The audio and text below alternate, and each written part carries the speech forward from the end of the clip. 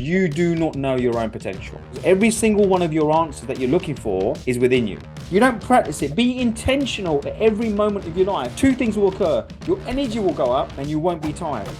Have you ever had times where you've really struggled mentally? Stop being busy. You're not born to be busy.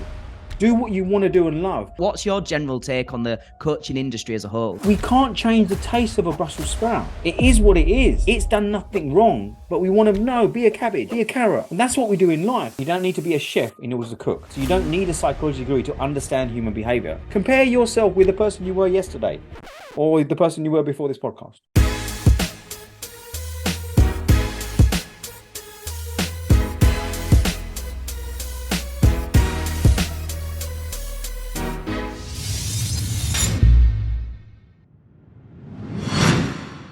Baiju, a massive welcome. Thank you so much for being here this evening. I really, really appreciate it. For those of you that are not familiar with Baiju, we've got people watching live. We got basically nobody's heard of you. Nobody's got a clue who you are. So I've not heard of me. That's always a great start, and it always bigs you up. But just to give people an idea, Baiju is an award-winning businessman, a TEDx speaker, co-founder and CEO of On Spirit Global, a trained psychologist, a lecturer, a speaker, and an author, or as we were chatting beforehand, could just introduce you as a bloody nice guy, really. Mm-hmm. That's the vibe that I get from the couple of times we sort of that's nice to briefly. hear, Matt. So it's well, this is kind of my ethos behind Success School. Let's get people in here that are doing cool stuff that aren't arseholes. And and I think that's a real big passion of mine, is bringing on people who are nice guys, and that's the vibe I got from you straight away. Baiju, I've seen you a couple of times at events and things like that. It's an honor to have you here. Let's dive straight in. Trained psychologist, that's where I want to start. Why that path? Well, it wasn't initially a conscious path. As you can see, I'm of an Asian Indian descent, and we only really allowed to have 5 jobs: doctor, engineer, pharmacist, accountant, and shopkeeper. And they're the only 5 jobs we were allowed. And when I flunked my A levels, those are, remember, A levels, and I went through clearing. If you remember what clearing is, that means it's like the dreads at the end. And I thought I didn't know what to do, and I wasn't that intelligent. I scraped A levels, 2 E's. So medicine was off the agenda. I was fairly good at maths, so I thought, let me just choose accountancy route. So again, I couldn't get into accountancy. Again, the naivety and the thing with the way we were brought up, it wasn't, is it uni? Do you want to get a job? Do you have something else? There was no free choices. It was uni. Or if you remember back end, it was like I was just on the cusp of when it was polytechnics and stuff. So I went to do a maths degree.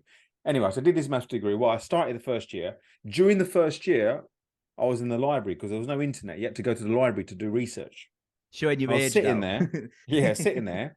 And there was a book there. And I picked up this book.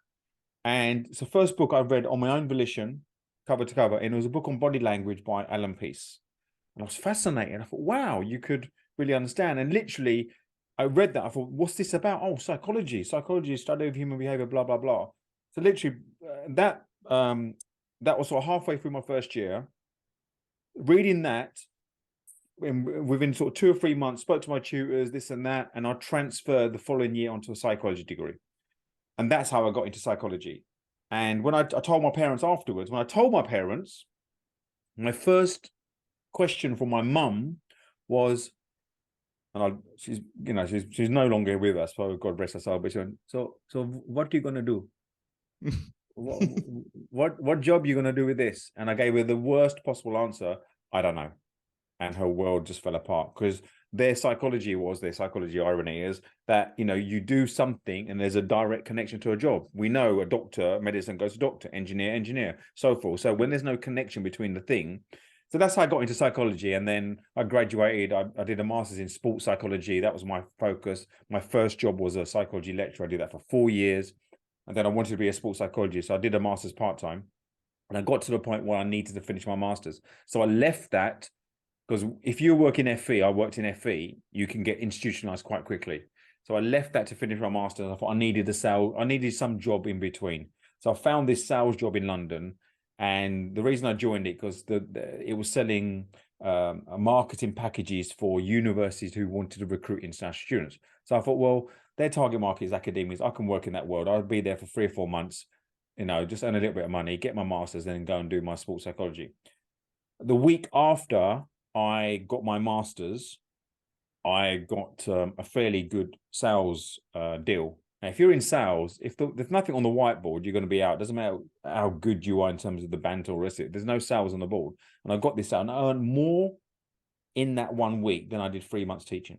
And I just had my second child. So I thought, this is nice. And we got paid by check every week. So if you've been in sales, we got paid on order. So if you got an order in on a Tuesday, the order form, and say you earn £1,000 commission, they used to pay you 80%. So I used to get 80% commission on the Friday, and they put 20% in the cancellation fund. So it was literally like you could be every week, you could have a lump sum if you're doing some stuff. So I thought, do you know what? I'll stay here for a few months, and then I'll do my sports psychology later. 9 years, travel around the world, got promotions, ended up being 9 years. And I thought it got to a point where I thought, I got this really big deal in 2006, massive deal in New York. And I thought, it was like telephone numbers. I earned silly money. And I was in New York in a hotel, and I felt great for about 3 or 4 seconds. And I thought, is this it? Is this what my life's about? And for the previous 5 years, I've been looking at coaching and stuff, but talking a great game, never doing anything about it. All the beautiful. What was it when you said, is this it? What was it that wasn't fulfilling life, you? What was it? Life. You're sitting there and you think, is it about money? I was financially good. I was traveling around the world, but I was doing a job that essentially, at its core, I just in an ad space.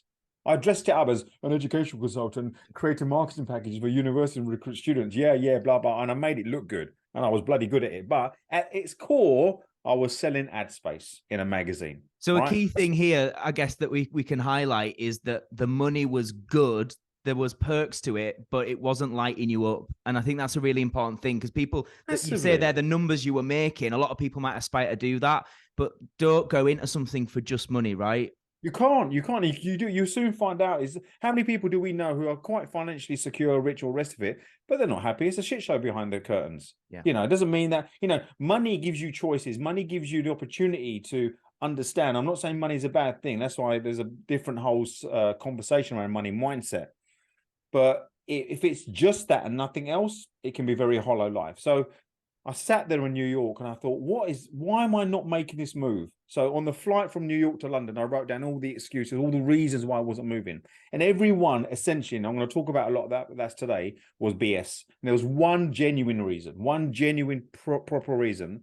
And that was around finance, meaning if I just left my job with no plan, no sort of cushion, I'll just be going from the frying pan into the fire.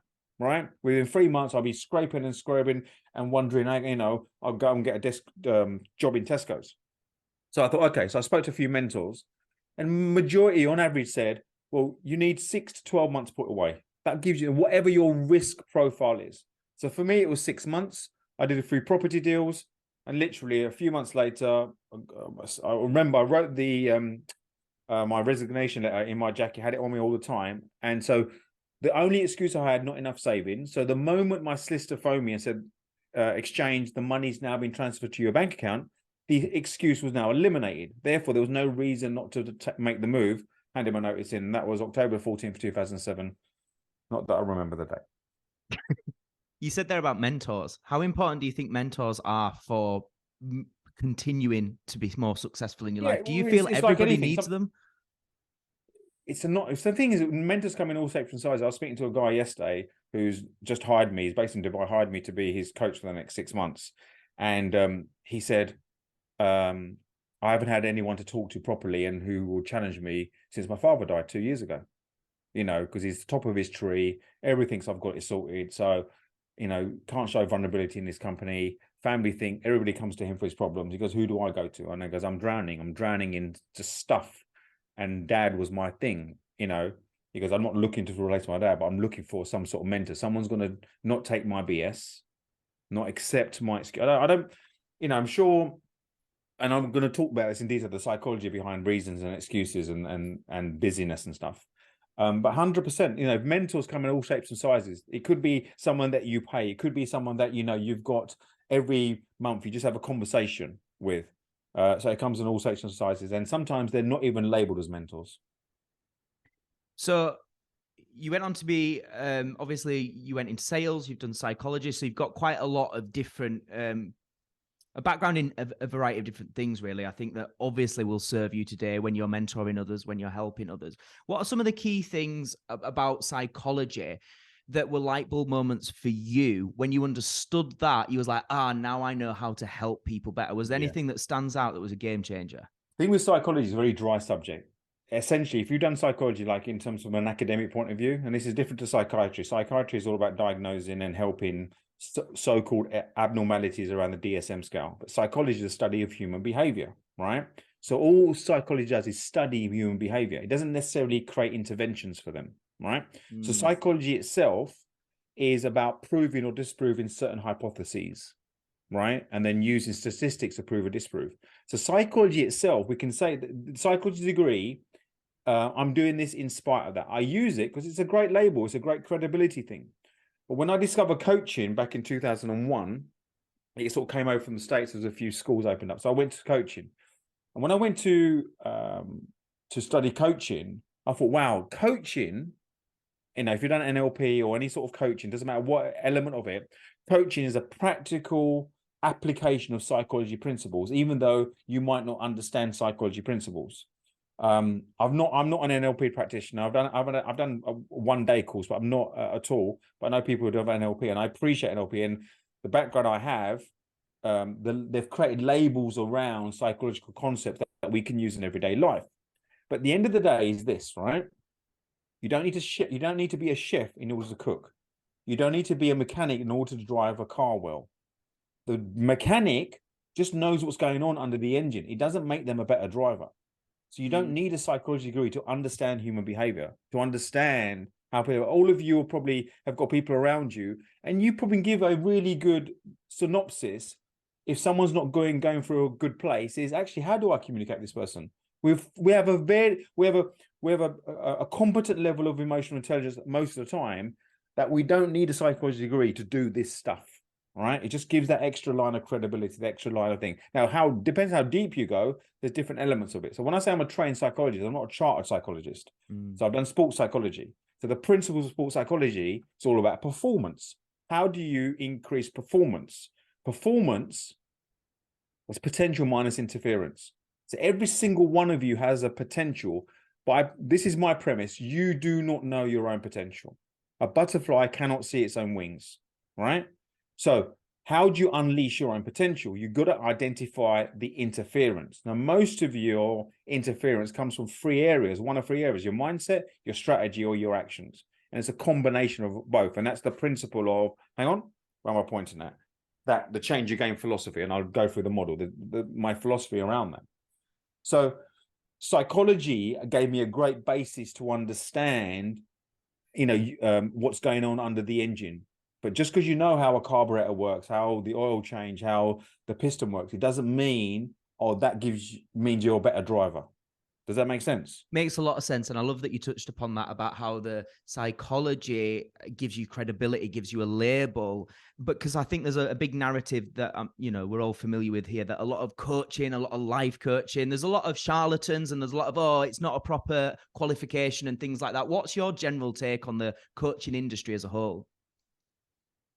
So I've only got a very basic coaching qualification in that sense, the coaching academy certification distinction, right? So I haven't gone to the ICF, I haven't gone to anybody else, right? But I promise you this is not my arrogance speaking, it's just the way I see it, right? Put me against any other coach, I'll stand beside them, hands down, right? Why? What do you think it is? What do I think what is? Why are you happy to say that confidently? What's the difference? Because just look at the intervention. Because when you have a conversation, it's about the intervention. Coaching itself is not the secret sauce. It's what the person or the persons in between the coaches and does, and the level of confidence. So sometimes coaching is just about everything is about a communication. Now, my communication sometimes can be confrontational, can be quite abrupt, can be quite blunt.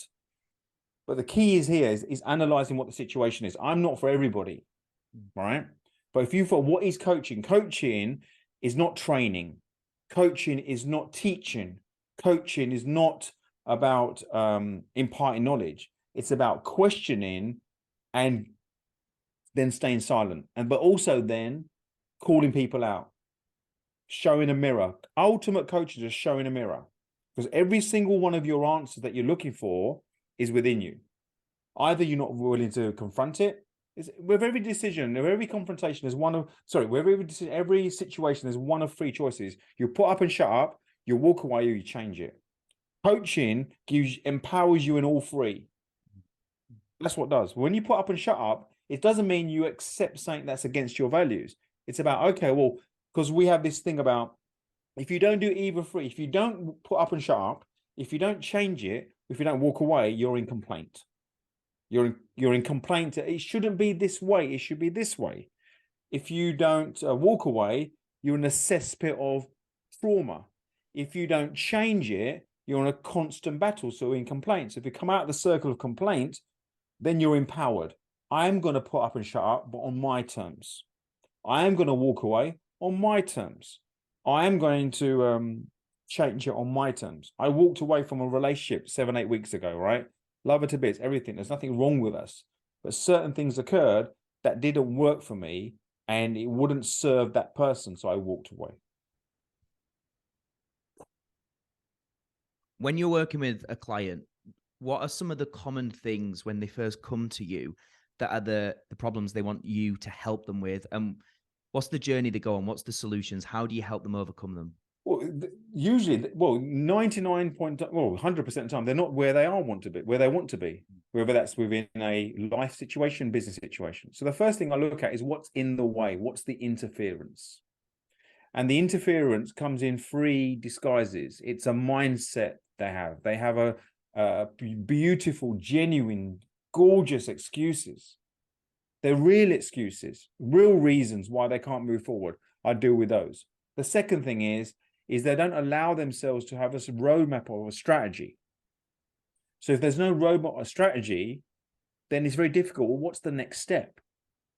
When's the last time you got in a car and you got in the car, started driving and thinking, I don't know where I'm going, I'm just going to drive, right? Unless the odd Sunday morning you go for a drive, but 99.9 times out of 100, when you get in a car, you know where you're going. Now, what changes?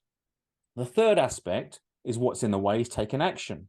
So when you're driving from A to B, if it's a common route, there's a route. But usually there's more than one way to get to B destination. Think of where you live in now. Think of, I don't know, the supermarket, the where you go to.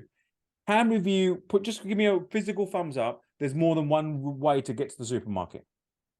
Yeah, there is. But also, there's probably a quick way, a short way, a scenic way, or I might take a route if I don't know the area, but you know the area, so you avoid the traffic. You know where the parking is. You know this is. So there's always more than one way. But what happens in life and business when people are stuck? They say, "Well, listen, you don't really get me. Until you can prove to me there's green lights all the way, there's no traffic jams, all the roadworks are done, I'm not going to get in my car."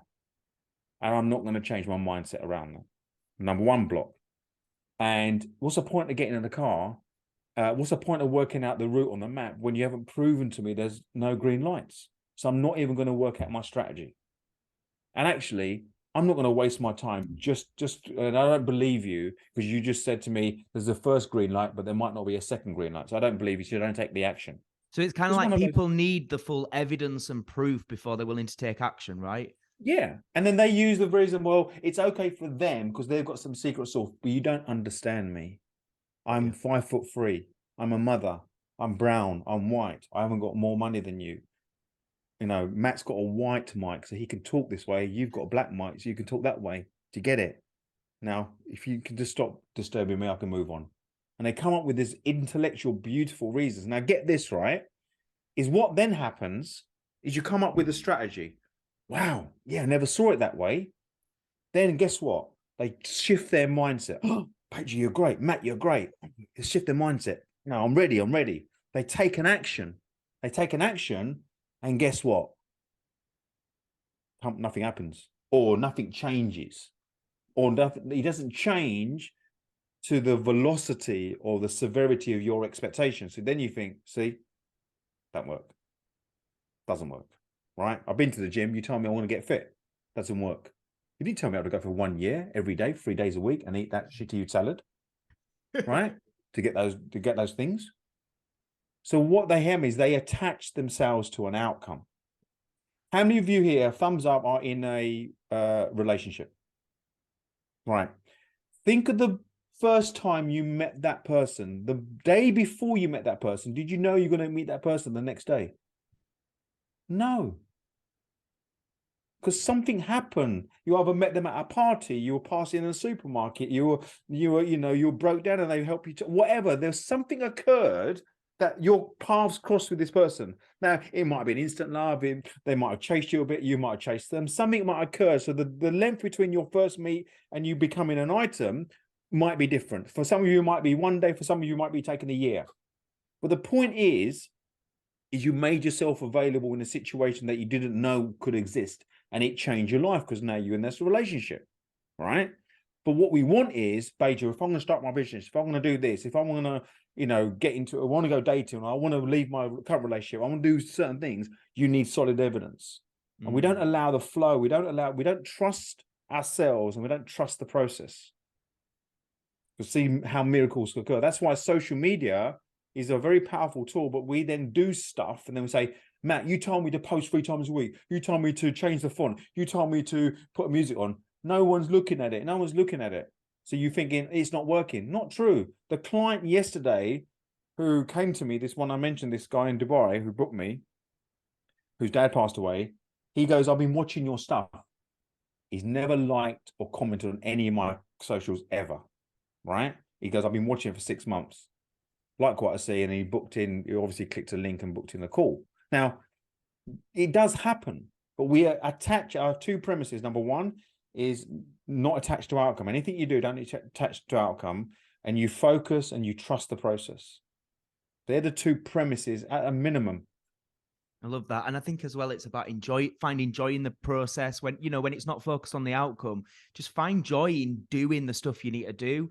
And I think that's really, really powerful because I think it is when people are so focused on outcome and it doesn't arrive, it's just such a demotivator for people, isn't it? And that's why people quit. If you can actually just enjoy the process, and I know you'll speak a lot about Baiju, which I cover a lot as well, which is the identity work. Like this is just, in fact, let's talk about that because I know that you've got the the kind of the 3 game philosophy. And I know you've been sort of touching on this a little bit, and also the trilogy of books. Do you want to just sort of break down? You did a fantastic talk at EMC when I saw you live last year about goal setting. So I'd love you to just share in a little bit more depth exactly what your framework and your philosophy is around that. I can do. I didn't know. So can I share some?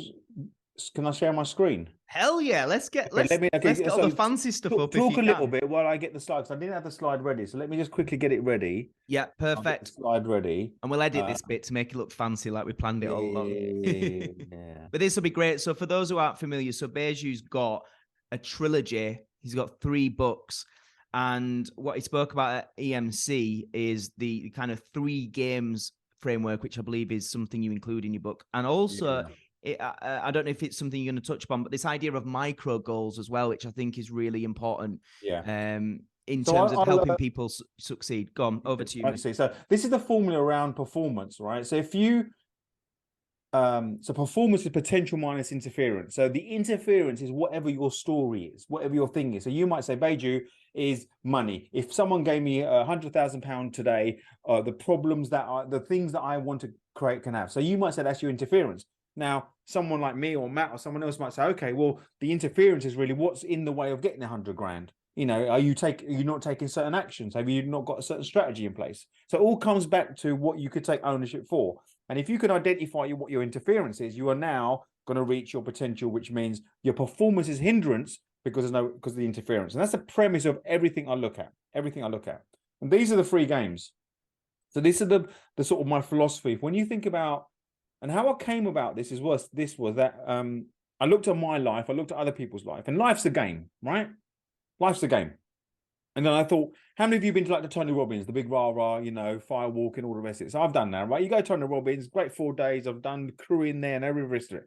And it's all around your values and mindset. You come out of there thinking you conquer the world, On the Monday, Tuesday, you're a pile of poo because you ain't got a clue, because you've got no strategy, and you try and be mini Tony Robbins to all your family. They think you're an utter, and then you think, oh, I can't do it. So you sort your inner game out, but nothing happens. Then you go to a business seminar, and it gives you all the business canvas and the plans. You've got the roadmap. So if you've got a map and a car, does it mean you're going to get somewhere? No, because you haven't got the mindset. So you need a game plan, but also action. Every single one of you takes action, because the very fact that you're here today and you've dressed, you've taken action. But the difference between you, the great, and the excellent is consistency. That's all it is being consistent and persistent in your action. So for me, in order to change your game, is these three need to be in place. And number one in the game is not just about mindset and positivity. I don't believe in that. It's the context you live your life. Imagine you're walking down the street. You see one guy there with a bunch of bricks, and he's planting one brick, and you ask him, what are you doing? He goes, I'm building a wall. Happy days. You walk down, another guy, exactly the same scenario, pile of bricks, he's got a brick. What are you doing? I'm building a cathedral. So when you look at them, it looks the same. The action's the same. The materials are the same. The context the first guy lives from is, I'm building a wall. Great. How inspiring is that? The context the other person's living from, I'm building a cathedral. So what are you doing? Are you building just walls, or are you building a cathedral? And I don't know what your cathedral is, but we're scared to be the cathedral, because in case, what if I only get to the first spire and it doesn't work, or no one doesn't like it? Yeah, you're attached to the outcome. I don't know if this is relevant. I lost. Okay, that's me in 2017. This is me, well, just now, if you like, right? And I wasn't, as you see, there's a difference there. And all the principles I talked about here, I use in terms of my health transformation, and I lost 20 kilos. So the next picture is a bit more revealing. I won't leave it up too much, so just in case you've not had your dinner, but I lost 20 kilos. That was 2019. So I went from 86 kilos down to 68. I'm now around averaging 72, and I'm keeping that up, because I didn't go on a diet. I changed my lifestyle. So I changed the context of how I view the world. I wasn't someone who needed finding time to go to the gym. I was now a gym goer. I wasn't someone who eats healthy occasionally. I eat that serves me, and I never feel guilty for eating things that so-called doesn't serve me. So I empowered myself in that respect. So, that's not relevant. Let me just show you. Let me just stop sharing screens now. So the context of those three games is that. So Matt touched upon the concept of micro goals. So let me ask you this question, everybody here. You can actually put in the chat here, yes or no, right? Put in the chat there, are you a busy person? Yes or no? Are you a busy person? Let me see. Yes, Dominic. Oh, go on, Dominic. Nicola, yes. Savannah, yes. Go on. No one? Rest of it? Yes. No, yes. This is okay. Well, yes, right. I'm going to put my answer there, right? Right. This is my answer. I'm not busy. I'm never busy. I don't want to be busy. It's a mug's game. Why do we want to be busy? Now, let me give you this concept, right? Is if you want a game-changing shift, 7:32 on Wednesday the 15th, wherever time this podcast will finish, 8:15, 8:20, whatever, if you do take nothing away from this call, is after this call, you're never going to be busy. It will shift everything. So you might say, you know what, Paige, how are you going to do that? So this is what this is, right? Is how many of you had their first work thing? Not at the moment, Lynn says, yeah. How many had their first thing this morning? Did you have a 9 o'clock meeting, or did you create some content? Did you sort of start this morning at 9, 10 o'clock? Yeah? Who's had more than 5 or 6 things to do today? Meeting, create content, make a phone call, send an email, yeah? So if I asked you, is today been busy? Before this conversation, you would have said yes, yeah? Right? So show me, you're allowed to unmute and explain, or physically show me what busy looks like. Anybody? Tell me what busy looks like. Are you busy now? Mom, Dad, where are you? It's all right, I've got a Zoom call. I've got this call. This guy, Baiju, he thinks he's all that, but I've got to satisfy Matt. Matt's a good guy. So I'm going on this podcast. I'll be back by 8:30. And you can tell, I've been really busy today. Dominic's emails and all that unmuted stuff. here, Baiju. I don't know if you want to hear Dominic's take on this. Oh, go on He's in. very brave. He's gonna on. put himself out there. Go on, Dominic. I this morning I wanted to be in the swimming pool by 9 a.m. So I got up at 5:30 and then I recorded 4 voiceover auditions and sent them off before 8:30. Were you busy? No. Yeah. You just recorded. No, you weren't. You just recorded your 4 voiceovers. But I classed that as busy. Yeah, and what does busy feel like, Dominic? How does it make you feel? Oh, it felt great. I was very productive. Yeah, doing the thing, but how busy per se, how does that make you feel? Would you rather be busy or productive? If I'm busy doing something productive, I feel great. If I'm busy and I'm just muddled, then I feel very So why not just not be busy ever and just be productive all the time and just be efficient and be intentional? Yeah. That's it. What does busy look like? So Busy it's looks changing like the frame, isn't it? Like massively. the frame And you it will see change it in. your life.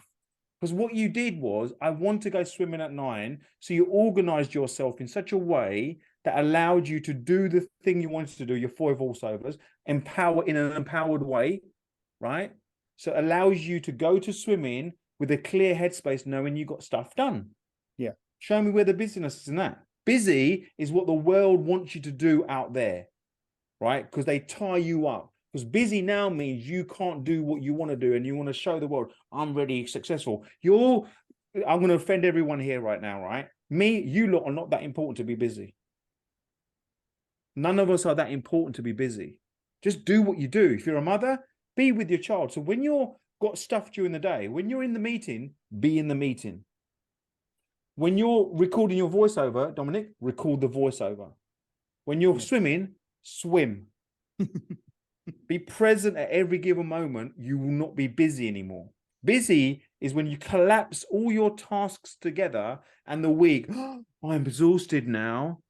I need a glass of wine on a Friday. Have the glass of wine because you want the glass of wine, not as a reward because you've been busy.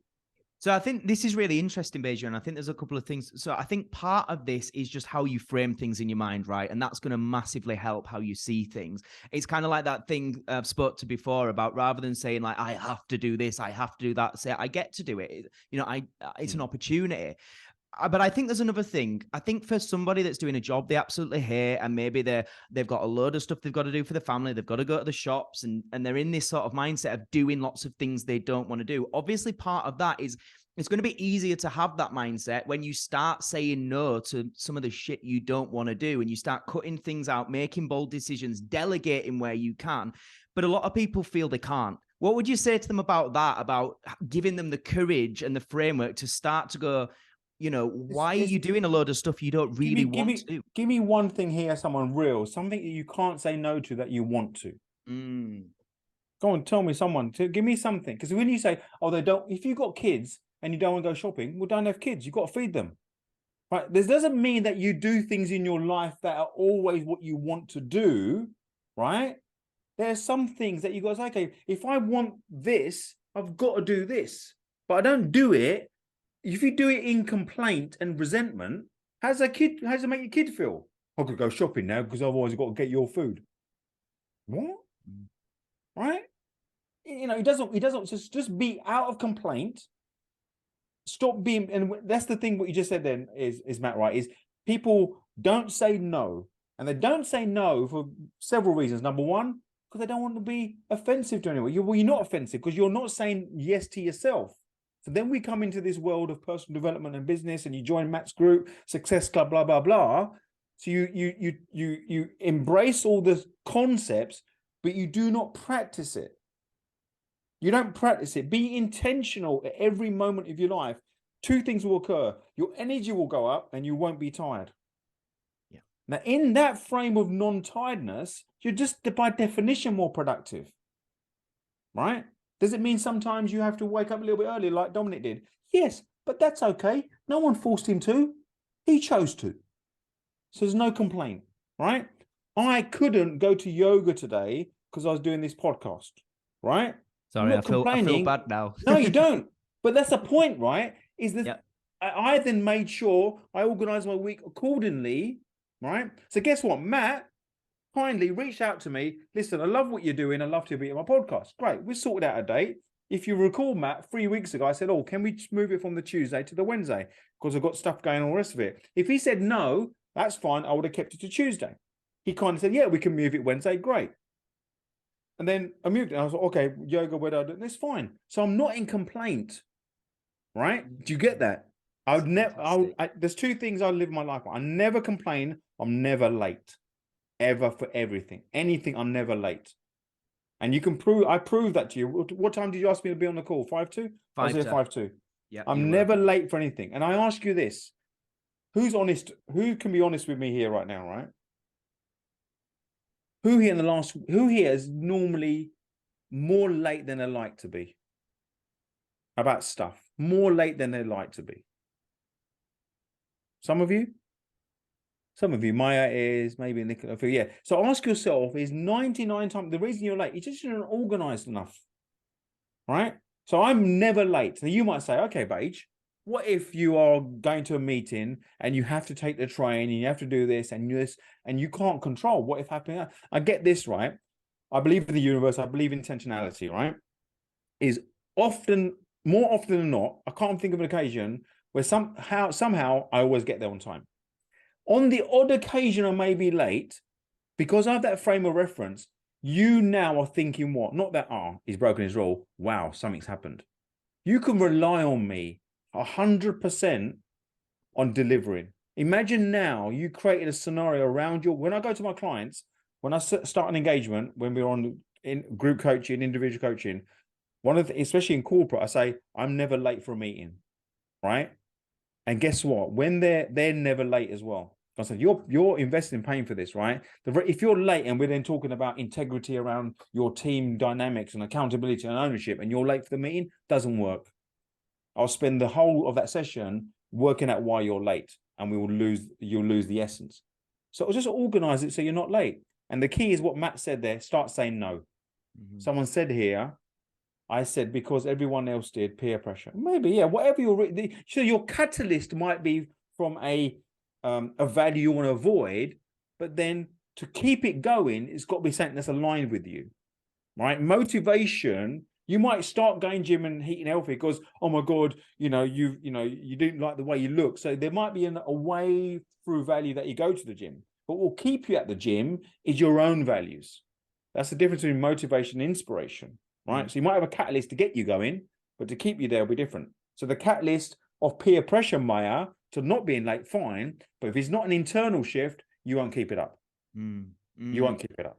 Right. And so I think that, again, it comes back to a shift in values, identity. And a lot of what you're saying is just about being present and intentional and planning ahead. And I think a lot of that obviously comes from having a clear vision and knowing the direction generally that you want to go in. Matt, but I will say this, though. I will say this, right? Yeah. As soon as we say that, we're then saying, okay, until I have a clear vision, it becomes active procrastination again. There is no excuse. The reason not to be late is because you wake up in the day and you breathe in. You're human. Full stop, done. That's enough, right? That's it. But then here's the other thing. Mark says here on the chat, I'm often late. I'm Mark. I challenge you, my friend, right? If you want this call to be, I challenge you, commit to this group that for the next week, you're not late for anything. Anything. Even if there's no one else involved. If you say, I'm going to go to, to the gym at 5 o'clock, you get there 5 o'clock, not 5 past because no one else is involved. And I promise you, what happens is when you decide here not to be late, what occurs is everything else in your life, you have to reassess. Actually, how do I do this? What do I need to do? Actually, I need to organize that. Actually, I need to say no to that now. Because now you're prioritizing it and you're putting your focus on it. And your energy goes up, your integrity goes up, everything else falls into line. There's no more pressure. There's no more pressure now to do that. Now, my whole reason for not being late is around product. My whole thing is around productivity. So let me just show you this thing, which I took away. The whole thing about you. Look at this, right? Is if you're a leader in your own world and you take ownership of your life and don't be a spectator to your life. I'll give you an example of spectator. I want to be healthy, and you're eating fish and chips and a donut, right? You're a spectator of your life, as opposed to, no, do you know what? I'm choosing to eat. I can still have fish and chips, still have a donut, but there's choices. Is then ownership. Is ask yourself during the week on everything that you look at, how much ownership do you take of what's going on? Or do you find blame? Oh, it's too cold. I couldn't get my steps in. Genuine excuse might be right, doesn't work. Accountability instead of excuses. Now, I promise you this is, can you give me a scenario where if you commit to these three, that you're not going to be more productive and efficient on everything? Yeah. So just for people listening on audio then, so that's ownership, accountability, and leadership, right? Yeah. And the counter argument, if you're not accountable, you find excuses. If you don't take ownership, you blame things outside, inside. If you're not leading your life in whatever that is, then you're a spectator. You're observing in complaint. And that's how that works. Now, just to draw upon this, if it's, I'm going to just get that out, get rid of this, is you talked about micro goals, Matt, right? Yeah. So get this. So this is my one productivity tool that is guaranteed to work, right? And it depends. Now, who here, just as a wave or a thumbs up, use to-do lists? Yeah, to-do, fine. Okay. Look, I'm not going to sit here and say, oh, to-do lists are rubbish. They don't work, right? They don't work for me, right? And often they're fine. And if you're in a situation whereby often your to-do list looks either longer at the end of the day, or when you look at it, you think, oh, do you know what? I've got some stuff on, but not able. If you're in that, if that's a regular occurrence, then promise you to-do lists don't work, and use this methodology, all right? So micro goals has 3 core criteria, right? Right? 3 core criteria. Now, when you think about goals, we often think about big, hairy ass goals, which are, have a goal that doesn't matter if you aim for the stars, you might miss and hit the moon. There's nothing wrong with that in principle, okay? And I get that. And all of you should have big, hairy ass goals out there. Then you've got the other types of goals, which are smart goals, specific, measurable, attainable, blah, blah, blah, right? Which are great as well, right? The thing about goal setting is this, is when we set a goal, however big or small, and we don't achieve it, depending on our frame of reference, that can have a detrimental impact on our productivity. So how do you counteract that? Set micro goals. And I set 3 micro goals every single day, and that's it. And this is what micro goals, 3 criteria. Number 1, they're measurable. Right, so they can be measured. So it's 1, 2, 3, 4. It's a tangible. So if I'm looking from the outside, so Dominic, I recorded 4 voiceovers. It's tangible. Perfect. Great. Okay. Second thing is that I want to pick in a different order. Right. It can be completed in one day. So you might say, you might write a blog, but the blog that you're writing might mean you do some research today. So the micro goal has got to be applicable within one day. It can't go over. It must be completed in one day. And the second thing is totally in control. So let me give you a scenario, right? If I had a micro goal today of I'm going to have 3 sales conversations, is that a micro goal? Thumbs up or thumbs down? Yes. I'm going to have 3 sales conversations today. Micro goal. So Savannah says yes. Heidi says yes. Dominic says no. Okay. Ooh, boo, Dominic. Right. So get this, right? Is it measurable? 3. Yeah. Could I do it in one day? Yeah. Yeah. Is it totally in my control? No.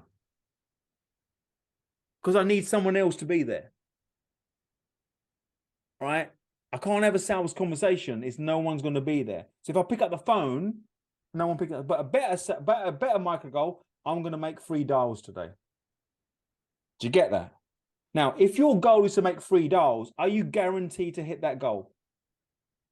Of course you are. Right? My commitment is to make 3 dials. Sometimes we don't make a goal. Oh, I don't know what to say. No, I'm just going to make the dial. Make the dial. Right? If they pick it up, great, happy days. Doesn't mean you hang up. Oh, sorry, God, I don't want to speak to you. No, of course you speak to them, right? You have a word, you chat with them, you do your thing. But that's not part of the goal setting. That's part of your SMART goals, right? So Dominic, record 4 voiceovers. That was the goal. Perfect, micro goal. Now he might say, record 4 voiceovers, send it to client, and they send me back their feedback. That's not a micro goal because it requires that person to do whatever to send him back. So my only goal, 4 voiceovers. So when you look at your lists every single day, how many of those things are totally in your control? And how many require someone else? So then the reason I set micro goals, it means at the end of the day, I guarantee to win the day. Because the only goals I set are within my control. Winning the day means my confidence increases. My confidence increases, which means I get a bit more daring. You know, my performance increases, my mojo's up a bit. So tomorrow I'm going to be a bit more expensive, right? So when you set your day out in whereby I should do 3 things I can completely control, all of a sudden you are not at the behest of other people doing something. Does it mean that you don't need other people to do this? Of course you do. You might say, well, Baiju, I've got a VA and she doesn't complete the emails, or if someone doesn't come out, get that, but that's not part of your winning the day, right? I go to the gym, I do a certain number of reps. That's me winning the day. Do number of steps is in my control, winning the day. Me turning up, doing this podcast for Matt and just serving is it. What comes out of that, whether you come back to me, Matt comes back, it was good, bad, indifferent, whether is not in my control. But what is in my control, if someone does come to me, oh, Baiju, I like that, can I speak to you more? Then I'll respond. But if you set your day out with a to-do list and look at your to-do list, how many things are not totally in my control, you'll set yourself up for failure. I go to a meeting, potential client. My only goal there is 2 things, to listen and then to respond. That's it, right? If responding means closing the deal, if you want to talk about it, that's fine. But you don't get thinking, right, if this guy doesn't, or this person doesn't commit to my services, it's a failed meeting. I go to a networking event. I've got to speak to 10 people. If I don't speak to 10 people, it's a waste of time. Right? No, you go there to what's in your control. And I promise you, never be late, set micro goals, stop being busy, your life will change. Thank you, Matt. Boom. I love it. Boom. Thank you. Honestly, thank you so much, Baiju, for sharing that. And I know I could just see from people watching live, they're nodding, they're resonating, they're going, yeah, this has been a game changer, I'm sure, for many people. Last couple of questions, if we can, because I'm mindful of the time. And I want to just get a few more quick questions in before we hand over to the Q&A. For you, as somebody that's obviously, doing some great things, you're responsible for kind of supporting other people. And with that, there can be a lot of pressure as well, when you're working with people as a coach and when you're running multiple businesses. For you personally, have you ever had times where you've really struggled mentally? And if so, how have you kind of come through those times? So I got divorced 2014. I got divorced. Now, do you remember the Olympics 2012? Right, so the Olympics, and I was a games maker, like a volunteer, right? So I was a games maker. And the reason I remember is that I was with my ex-wife then, we're still there. And there was a wedding during one of my volunteering days, there was a wedding. So I had to take the time off. And I was a little bit like, and I didn't have this mindset now. So I was in complaint. I'm going to miss the day anyway. So I went to this wedding. And the reason it's significant is that was the first time I noticed my wife was a little bit cold with me. Just a little bit cold. Now, listen, men, women, I'm telling you this, men are stupid. We're thick. We don't read signals. We don't get it, right? If it's not black or it's not white, we can't see gray, right? And I'm talking about relationships, right? I promise you that. Even now, I can see a little bit of gray, but we're stupid like this. Anyway, and I thought something's wrong. But I got 2 approaches. I can sort of ask her, everything all right? And I might open the hornet's nest that doesn't exist. And she goes, no, everything's all right. But now you say that, actually, let me think about it. And then, I might screw myself. Or I thought, do you know what? If she's going to say something, I know how I'm going to respond. I know I do all this coaching and all this psychology thing. I'm not going to be like, well, I know all this stuff. We don't need to fix anything. I can fix it. I'm going to be like, do you know what, love? Whatever it is, I'm happy to do it. Counseling, marriage, whatever, if it could. Anyway, 6 months later, January 13, there was a discussion. And she said, in this discussion, I'm not happy. I don't want this anymore. And yes, I've responded not in a very empowered way and the rest of it. And then I thought, hang on, Baiju, calm down. Remember what you said? Yeah. So I calmed down and it was an evening. So the next day I went, okay, listen, I really hear you. I'm really sorry. If this is me, I said, so, okay, tell me, what do I need? Tell me, what do I need to change? What do we do? How do we do this? And she went, what? Are you stupid? I said, what do you mean? She goes, I'm done. And I thought, what do you mean you're done? You can't do this. You can't tell me it's over and not give me a right to reply. You can't tell me these are the 10 things that if you don't fix this, because no, I'm done. Because if you can't see what's been going on the last 3 or 4 years, then you're more stupid than I thought. I was more stupid than I thought, right? Because men don't see the signals. And if women, not if you agree, is when you get to a point where you say it's done, it's not happening in that moment. It's been happening for several months and years before that. And for whatever reason, the bloke doesn't see the signals for whether they're whatever. So then I was like, all of a sudden, my world fell apart. Because I thought, hang on, I'm this so-called psychologist coach and doing all this thing, and my life's a shit show. I can't keep a marriage together. Anyway, and I fell into victim mode. It's not fair. You've got to give me a chance, blah, blah, blah. And for 18 months later, we got a divorce.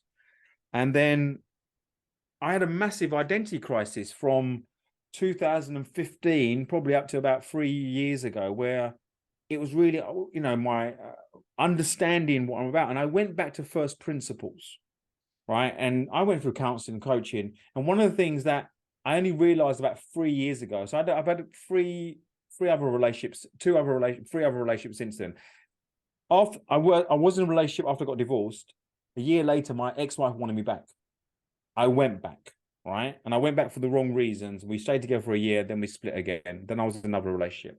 But in that time afterwards, when I was really wondering what my there was a wide one counseling session. I had several, but in this one counseling session, my counselor said to me, have you ever really tried to understand? There's this exercise where you're on this bridge and you then have to step away from where you are. And you have to walk across, and now you are her. And she said, right, I want you to be her and tell you what it felt like when she said it's over. Right? And in that moment, I realized, oh my God, the courage that she had to go through, because I was the main breadwinner, 3 kids, house. And she made a decision thinking, I can't do this anymore. And it was so painful for her. She was prepared to potentially lose everything. Right? And it was in that moment I realized, Baiju, you do all this psychology stuff. You do all this poxy coaching thing, right? But in that time, you never once you said you put yourself in her shoes, but you didn't. You really didn't. And as soon as I realized that, I started then investigating, okay, well, what does success, what is life about? And I realized life isn't, I knew it wasn't about money, but is that empathy or someone else's position from 100% position shifted things for me. And have I had suicidal thoughts? You think about things, but it's never serious. You know what I mean? It's like, it'd be great to end it, but it's never serious. I've never been bankrupt. I've never had worse issues. I've always been quite balanced in that respect. But there have been dark days, and it's all triggered from actually how I thought other people were, they weren't. And I made up assumptions, I made up stories. And as soon as I started saying, okay, and then I went through my transformation, I was right, I need to do something complete for me. My ex-wife suggested, why don't you just go away? So I went on yoga retreats. I went to a yoga retreat. And when you go away to find yourself, you realize, everything's inside, right? You just got to reflect. And then I did a lot of yoga. And again, the principle of yoga, which means union, is about self-reflection and connection to the breath and the body, which I use in my work here. So all the stuff I'm talking about this evening, what I try and do is the principles of life from a practical point of view. Stop being busy. You're not born to be busy, right? There's no should. Do what you want to do and love. If you're in a place where you don't like where you are, is reason we suffer from mental health, because we want something to be that it's not. Everything is what it is. You might not like it, but it is what it is. Who doesn't like, I don't know, let me pick a vegetable. Who doesn't like Brussels sprouts? I don't. But we can't change the taste of a Brussels sprout, right? It is what it is. It's done nothing wrong, but we want to know, be a cabbage, be a carrot. And that's what we do in life. I don't want my partner to be this way. Why don't you change? Well, be the change you want to see in others. I want to be more financially secure. Okay, well, are you doing everything possible you can in your life? And if you're honest, no, then it's about making incremental steps and not attaching to outcome and say, okay, just what can I do right now in this moment? What can I do? You can only do a certain amount. So that's why I say we're not that important to be busy, right? Life is very short. Whatever's going on with cost of living and Ukraine, my daughter's just come back from Tanzania. She went on a 2-month volunteering thing, right? She was with children. 2 days, one child didn't return. Where's the child? She died because she didn't get some medicine. Teacher didn't turn up for 3 days. Where's the teacher? Teacher died. And that's like an occurrence. And only because there was certain medical procedures not in place. There was another baby ill, same thing. My daughter said, okay, what can I do? Well, you need to go to hospital. What is it? Whatever the procedure, I don't know what it was, a couple of quid. The kid's smiling now, happy. And we sit here in complaint of stuff. And I'm not saying, oh, we should be grateful where you are. Because sometimes gratitude keeps you where you are. Gratitude should give you the burst to go to the next step and want more. Yes, be more financially free, because yes, be more abundant. Yes, want to have a tea at the Ritz. Why shouldn't you? But what we do is gratitude. Sometimes we practice gratitude. I should be grateful. I shouldn't want more. Practice gratitude as your turbo boost to the next thing. And then say, okay, who do I need around me?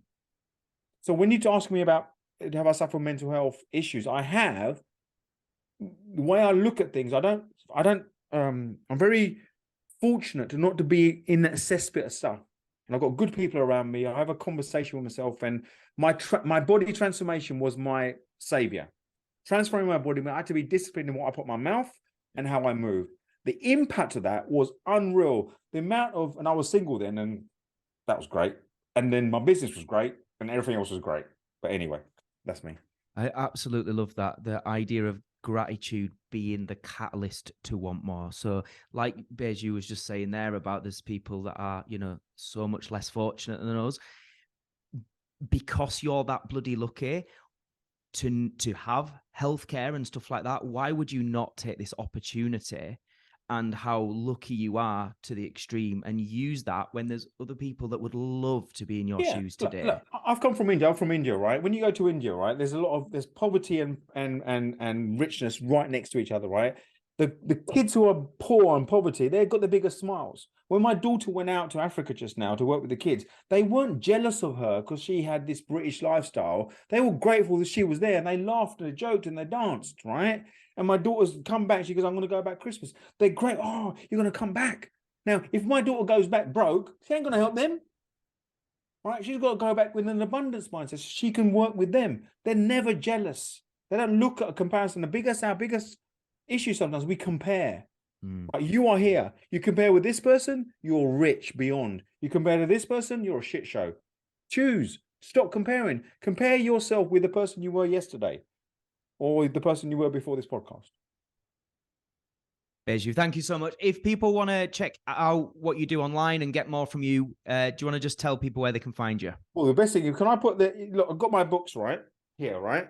If you could, I can put a link in there that you can download all the books for free, right? So if I go here, amazing. If that's good. So if you go to that link, click on that, put your details in, you can download all the PDFs for free. If you want to buy those books physically, there's a link there, you can do it. But you can get all, the first one, Change Your Game, is literally the principles of the Change Your Game model, about 76 principles of how to change your game. My next book, called Play Your Game, is once you change, is you go out and play.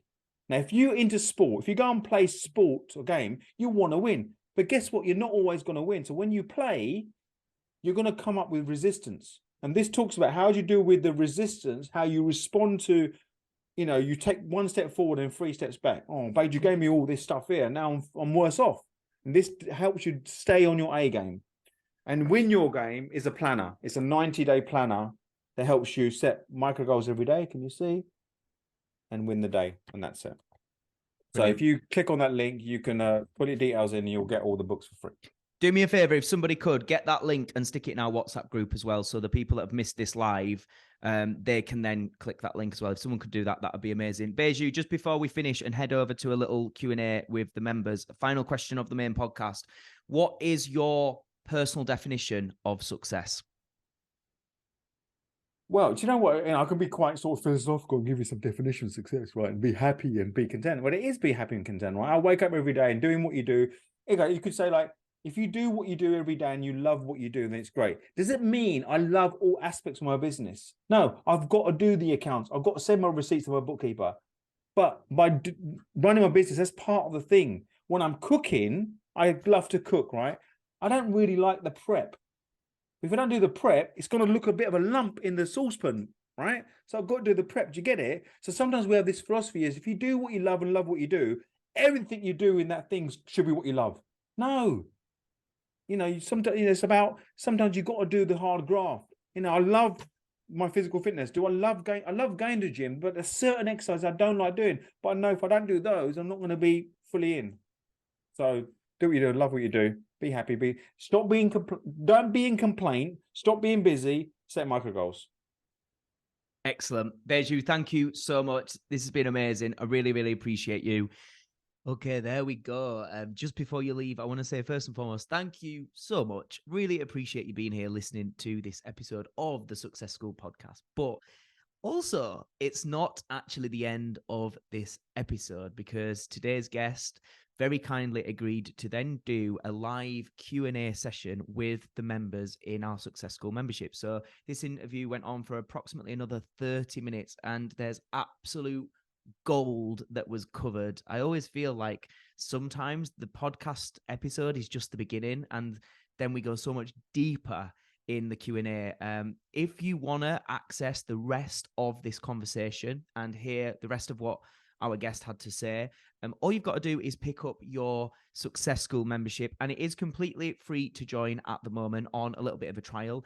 If after you finish the 2-week free trial with us and you've listened to this and listened to maybe some of the other bonus episodes and things like that, if you want to stay a member, it's just less than £5 a week. That's it. Less than £5 a week to stay in our membership area, where not only will you get all these full versions of the podcast, you'll also get invited to join some of our upcoming episodes live on Zoom, where you can watch the episode being recorded live, but then also get involved yourself in these Q&As. So seriously, guys, this is really valuable to be able to meet these guests yourself, ask questions, connect with people who are doing great things. In addition to that, we've also got our WhatsApp accountability group, which is all focused around your goals, around self-reflection, around accountability. We've also recently added our workout sessions, our stretch sessions, and our daily breathwork sessions. So literally, I'm trying to give you everything I can physically give you to help you live a happier, healthier, more successful, and more fulfilling life. And in addition to that, we've got training videos all around high performance mindset psychology. We've also got training videos around business, branding, social media, marketing, and all that kind of good stuff.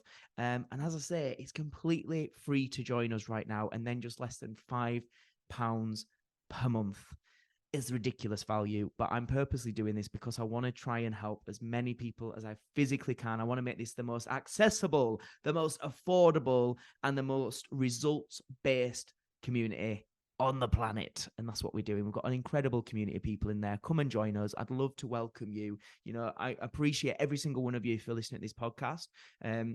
But I've always said there's only so much you're going to get out of just listening to a podcast. What I've tried to do with the membership area is give you everything you need to truly be consistently feeling that you're living at your best. And that is what we are all about here at Success School. Click the link below this episode, whether you're listening on Apple or Spotify, or if you're watching on YouTube, the link will be somewhere. Have a little look for it. It'll take you like 60 seconds to join up, if that. You will be asked for payment details, but as I say, no payment will be taken initially. You'll get a free trial. And then obviously, if you cancel before your free trial ends, no money will be taken. Guys, thank you so much again for listening. I do hope you'll join us in the membership, but whatever you choose to do next, I hope that you are going to take positive action as a direct result of spending time with us today. Thank you so much.